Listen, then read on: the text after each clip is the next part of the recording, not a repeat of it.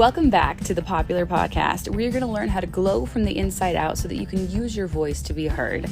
Today is going to be a short minisode because I have these quirky ideas that I want to share, and I think that they could be really deep and insightful. So let's dive in. I am very ambitious. I've always had this kind of path set out in my mind of exactly how I wanted my life to go, right? Like I had this vision where I could just see what I wanted and then I would make it happen. And this is kind of, in many ways, this is a superpower. This is a skill set where I could just picture the end goal of whatever project I was working on, and then I would take the steps required to reach the end vision that I had pictured in my mind the entire time. And I thought that I could do this with my life. Like I would see myself with this, on the big stages. I would see myself in the shiny dress on the big stage by myself. And it was like this ideal scenario, like this is where my life is going. And I saw what I thought was the path to get there. And then it didn't go that way. And it didn't go that way. And it didn't work out the way that I thought it was supposed to. And then I would feel frustrated and bitter and all of the feelings. And what I'm coming to realize is that life on a grand scale cannot work in the same way that my projects on a small scale work. On a small scale, these projects work like, okay, I see the end in mind. I can visualize what done looks like, right? And then I take the right steps to get there.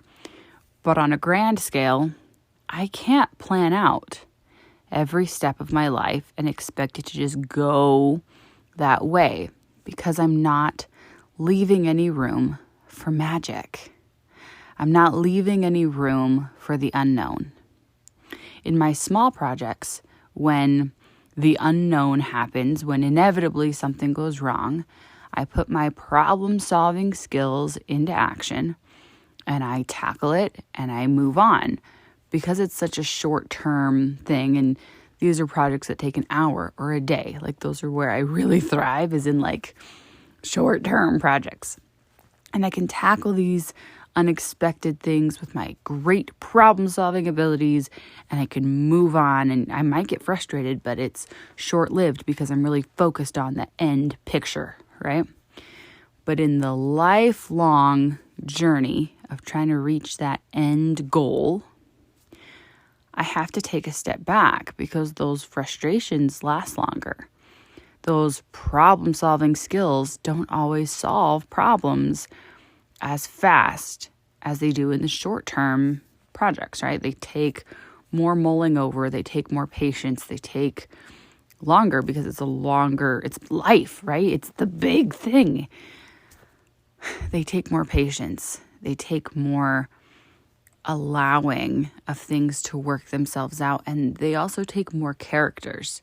In my little short-term analogy here of my little projects, it's just me and the inanimate things I'm acting upon. Like if I'm sewing something, or if I'm using, hot glue and buttons to make something, or if I'm cleaning a bedroom and I'm organizing a closet, whatever it is that I'm doing, it's me versus something inanimate. But in life, with these big grander scale things, it's me and people, and they are their own agents.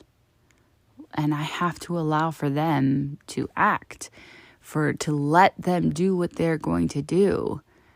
And allowing people to be themselves, it adds a whole other layer into my problem solving and my end picture and magic that I never could have expected. So the whole point of my topic here is that you have to allow magic in your big term, your big vision. You've got to allow, and by you I mean me, I have to allow for magic in the grand scheme of things. That means that I have to allow for things to not go exactly according to my plan because there's something better in store that I cannot even fathom yet. I keep thinking that I want things to go exactly according to my pre-concocted plan. But then something better comes up and it blows my mind. And it allows me to grow in ways that I didn't realize I needed to grow. And it allows me to become better and to just expand in ways that I didn't even realize I needed to expand. And that right there is the whole purpose of life, is to grow and become and expand. And part of that expansion is allowing in and tolerating the unknown, which, if we allow it to be, can be so incredibly magical, so beautiful, so beyond our expectations, if we allow for it, if we can just tolerate the unknown. So that is my message for you today, is leave room for the magic in your plans. It's so easy to want to control everything. And believe me, I totally understand that perfectionistic control freak need to be like, nope, here's how I decided it's supposed to go.